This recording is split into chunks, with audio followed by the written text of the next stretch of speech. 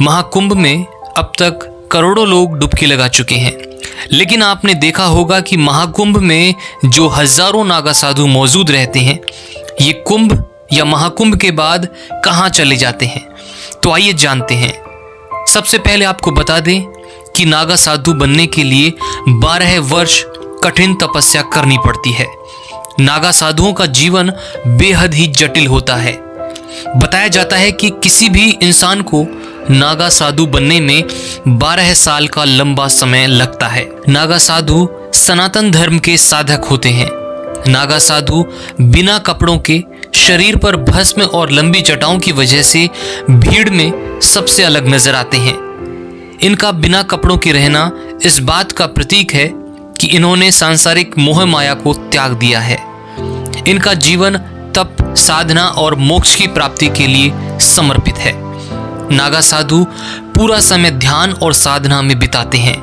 नागा साधुओं को एक दिन में सिर्फ 7 घरों से भिक्षा मांगने की इजाजत होती है।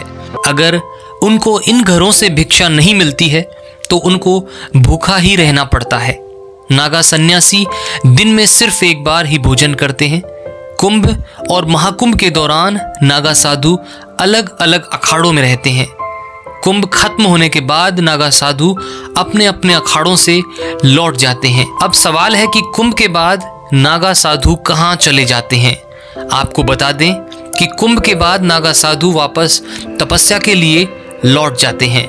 इन्हें भारत के कुछ राज्य ज्यादा पसंद होते हैं। अमूमन ये कुंभ के बाद प्रयागराज, नासिक, हरिद्वार और उज्जैन जैसे प्रमुख तीर्थ स्थानों पर निवास करते हैं।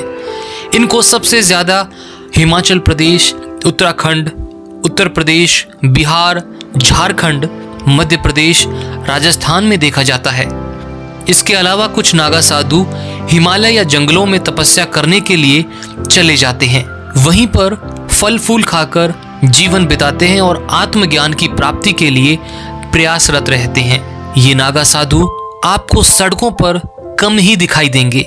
इसका कारण है कि ये एकांत में रहना और तप करना पसंद करते हैं। नागा साधु भगवान शिव की तपस्या करते हैं और उनके साधक हैं। देश में सिर्फ कुंभ और महाकुंभ मेले में एक साथ इतनी बड़ी संख्या में नागा साधु देखने को मिलते हैं और यहाँ दीक्षा लेने के बाद वे वापस लौट जाते हैं।